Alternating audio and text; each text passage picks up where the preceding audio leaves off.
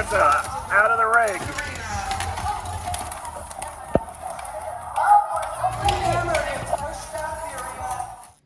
Hey there, everybody. This has been a very hectic week for me. I had 13 kids' parties. And I have a pile of broken robots. So let's go through and do some robot diagnosis. Now, this is critical when you do BattleBots because when something's not working on your robot, you have to be able to identify it very, very quickly. So the first thing I do is put the radio on and robot on. We're going to move some buttons and see what happens. So first, weapon is working, and then forward, backward. It looks like one of the wheels isn't working. We get a better look here. One of these wheels is not like the other. So this robot has a dead wheel. Now, either we fried the motor, we broke the gearbox, or the wires came loose. It can't be the speed controller because the other motor still moves. So let's go ahead and pop these 4 screws off and we're going to investigate. Okay, screwdriver used, 4 screws are out, and top plate's off. So coming in here, the first thing I want to see is, did the leads come off the end of the motor? And that black one's definitely still attached.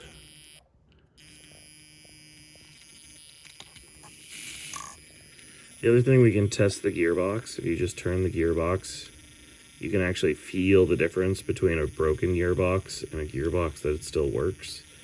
And just turning this, I can feel the gears rotating. It's kind of got a clickiness to it. If the gearbox was broken, this would just spin freely. But you can see it's not turning. So I know it's not the gearbox. It doesn't appear to be the leads. I can get a little deeper in here. Let's pull the battery out. Pull some of the cabling out and look real deep in there. You know what I see? That red lead looks like it disconnected. And I'm wondering if I just poke it a little bit. I'm wondering, that red lead looks kind of disconnected. If I just poke this a little bit, and then we try the stick again, lo and behold, it moved. So this is just a disconnected lead, which was one of the 3 things I predicted it could have been when we started opening this up. So let me turn the soldering iron on. We're going to reattach that, and then this robot should be up and working. So I cut the zip tie off that helps hold the motor in place through that little hole, and I pushed this in to give myself a little more room. And you see I just got in there with the soldering iron and I touched up that tab, and now all 4 wheels move. Ta-da!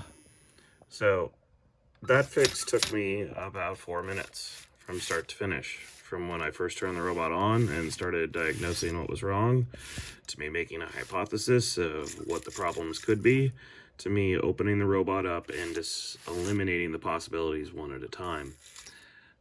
This might seem kind of silly and pointless, but these are the skills you need in the pit.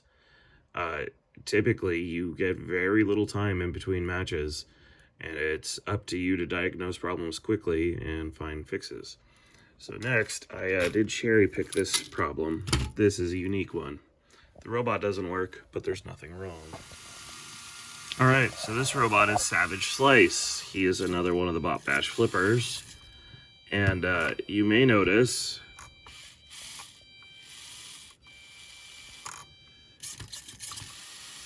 for some reason, he's just driving forward. Now, I first thought this was a bad speed controller, and I replaced the speed controller, and the problem persisted. I then thought maybe I had something cross-wired, and I redid all the wiring, and the problem persisted. And then I realized I had tunnel vision. When you have crosstalk between channels like this, where moving the weapon triggers other things on your robot, chances are your problem's not on your robot. It's on your radio. there is a very helpful diagnosis screen on most modern radios. So on the Turnigy ones, if you slide to the right, you get this screen, and you can see the outputs it's getting, and for some reason, it's tied these outputs together. Now, I do hand these radios to children quite frequently, and they love to push things and go into the menus where they shouldn't. And you can see these settings are all messed up. I go to this corner, we're over the 100% line. I go to this corner, it's at like 80. Go to this corner, it's doing that line. Yeah, so the mixing isn't right, and the fact that the weapon is changing everything means we have a weird mix mode turned on. Alright, so this is kind of a rare case. I cannot get this thing to do full output, and I've tried setting all the settings back to 100. I've even done a factory reset. So if I go here to endpoints, you can see everything's normal. Endpoints, everything's at 100, but it wasn't going up there. If I come down here to try to fix the sticks, so we go stick mode, and we do an analyze. Like, normally they should go all the way to the top, but you can see that one channel, it is not registering the full travel, no matter how much I move this up and down. I mean, it got a little bit more there, but it's not even now. We have cleaned this radio too many times with alcohol wipes, and we have ruined the gimbal sensor. There's two ways to fix this. You can replace the gimbal or replace the radio. And just to prove this is a problem with the radio, we're going to rebind this guy to a new radio. And the way you get the, he's running on a Malenki. You just wait 90 seconds on these little Malenki boards, and then he will start looking for a new radio. So let's go find a new radio. Okay, as you guys can see, as soon as I bound this to a new radio, it's now behaving like it should. This radio I'm not going to throw away. There is a bad sensor inside this, and I have a whole little shelf over here of these guys who I rob parts from all the time. When kids break gimbals or kids break sensors, up to 4 of those. Chances are I probably have that sensor and I can rip it out of one of the other radios. I just don't want to do it tonight. For this next one, we're going in completely blind. This is Pepper. He's ended up on my repair bench more times than I can count. And first off, let's just take a quick look at the radio and make sure this still looks like it's doing the correct thing.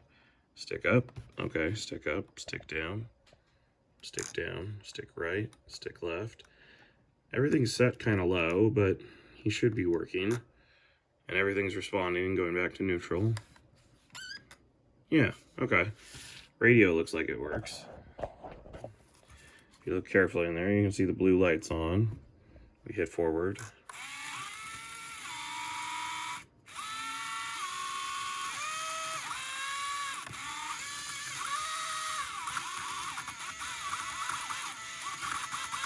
Oh, that's interesting. He's pulsing.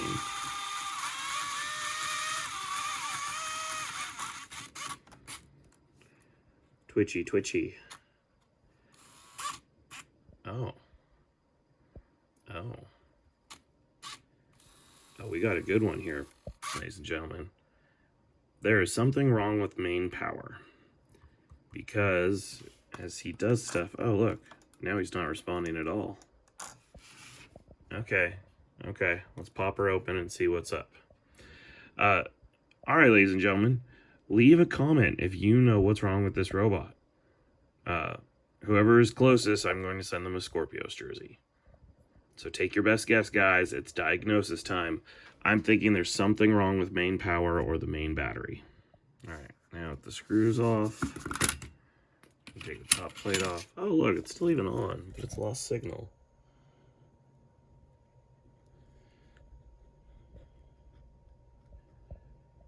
Alright, something shorting somewhere.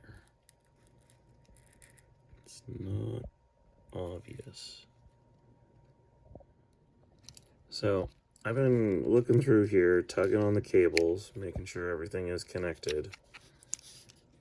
And this one wire is too taut, but I really doubt that heavy gauge wire is the culprit. The thing I did find that I find very suspicious, if it'll zoom in, the solder job on the main power here is a frayed mess. I don't know if I was having one of my new guys work on this, but this red power cable concerns me with how all those little strands look like they might be touching something, and this is the component that keeps dying. Now, replacing this is kind of difficult, but I'm going to see if I can just fix this one cable and see if that makes this issue go away. You can see I pulled that out. That was really shouldn't have been in there. I'm going to chop that off, re-strip it, and spin it, and then we will try to get it back into that little tiny hole. So this is what it should look like.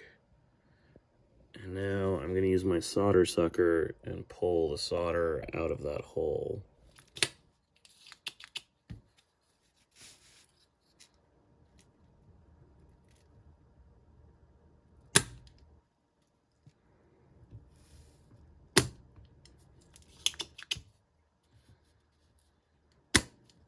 So you guys can see I have that cleanly laced now. I'm going to try just to close up that solder joint.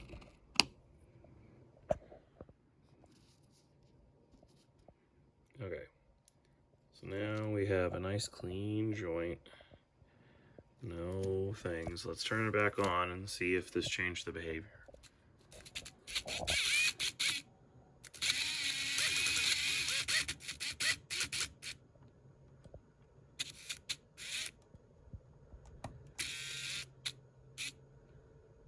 So you'll notice the mixing light's going in and out. Now it should be getting its power from the receiver. The fact that the receiver is not sending consistent power might mean this is a bad receiver. Okay, I've put a new receiver in here. We have a nice solid light on the FingerTech mixer. You know what, let's not kick the receiver around with the wheels.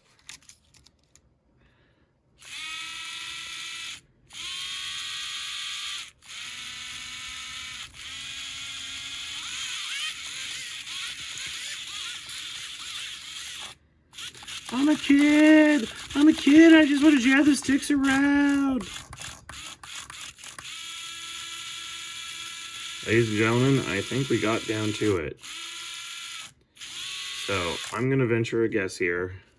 I'm going to say that weird solder glob here on the speed controller was surging and short-circuiting, and we eventually, with main power fluctuating like that, fried the poor little receiver.